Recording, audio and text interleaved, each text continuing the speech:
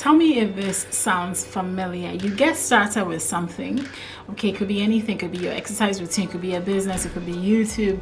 You get started, and then 2 weeks later, you fall off the wagon, and the next thing you know, it's been a year and you haven't gotten back on that wagon. Right. I know consistency is something that we all struggle with in different areas of our lives, and in today's video, I'm actually going to give you 4 little tips, 4 little rules that I follow that help me to continuously be consistent in the different things I'm doing in life and business, and even here on YouTube.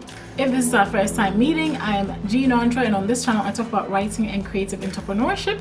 If that sounds exciting to you, consider hitting that subscribe button and the bell icon beside it to join our community. So the very first rule I'll share with you is don't try to be perfect. Don't try to be a perfectionist.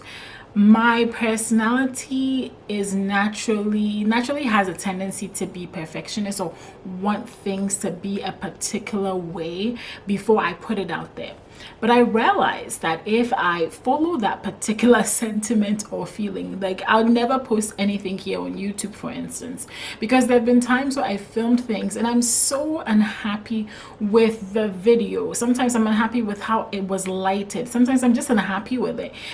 And I've edited and put it out there. And have those videos ended up doing worse than the videos I was super excited about? No, they haven't done worse. Actually, some of them have ended up doing better than I expected. So perfectionism is something that you're really going to need to beat and squash and just tell it to go away in order to get things done and get them done consistently.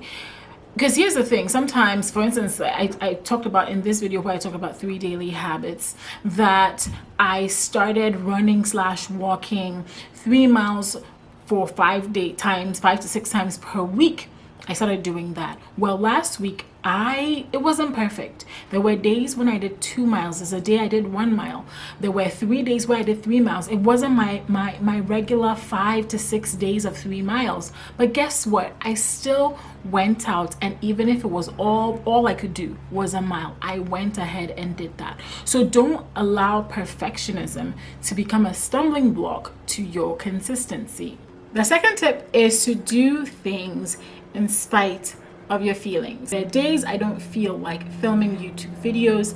There have been days where I wasn't up to writing content for my clients. There have been days when I haven't felt like exercising. However, because I know that I'm working towards a specific goal, I work very hard to not allow those feelings to control me. Now, there are times where you have to give yourself space and you have to feel those feelings and, overcome whatever it is that you're going through, because sometimes there are legitimate reasons why we're going through the feelings that we're going through, and that's okay too.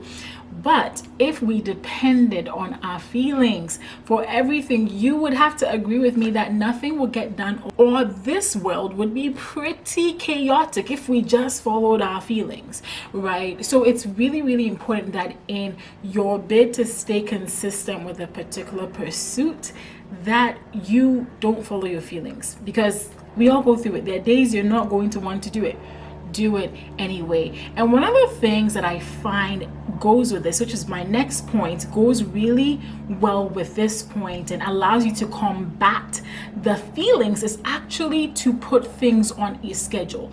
Planning. I talked about in this video how I plan my week to get everything that I need to get done, or most things done, right? So if you are planning, if you're scheduling things, it's more likely that you will do it because it's on your schedule, it's on your calendar, you have to do it.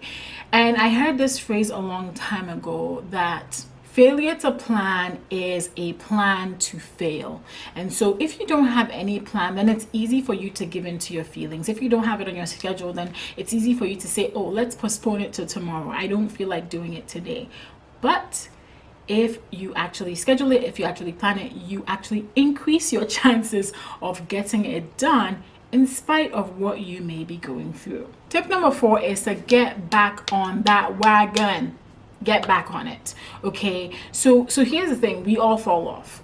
I talked about last week how my exercise routine was all messed up. I didn't walk the 3 miles that I wanted to walk within 5 to 6 days. I did only 3 days, and there was one day where I did 2 miles. There was one day I fell off the wagon big time in my book when it came to that. But the thing is that this week I got back on the wagon and I'm back to my regular 3 miles per day. So here's the thing. We will all come to a point. There's always going to be a point where you fall off the wagon at some point. Okay, it happens where you abandon your YouTube channel for 2 weeks because there's something going on with your family. That's okay. But as soon as possible, get back on the wagon, because here's the thing. The longer you let it go, the more likely it is that you'll abandon that particular pursuit altogether. It's kind of like just the same, you get back on the wagon. It's like you fell off the wagon and the wagon is moving, right? The quicker you run and chase the wagon, the more likely you'll catch it. But if you continue waiting and continue lying there and crying and being upset that you fell off the wagon, well, the wagon is just going to keep moving further and further and further away from you. And by the time you realize you can't even catch it, and if you wanted to, you couldn't. So, very few things in life are such that you can't absolutely catch up. But sometimes things do move out of their season, or things do move out of reach that you no longer can do them. Don't let that happen to you. Instead of bemoaning the fact that, oh, I didn't get it perfectly done, get back on the wagon. We all fall off. So those are the 4 rules that I follow to stay consistent. Let me know in the comments below which one of these points you are going to be practicing. And if you'd like to check out more videos on productivity, check out these videos.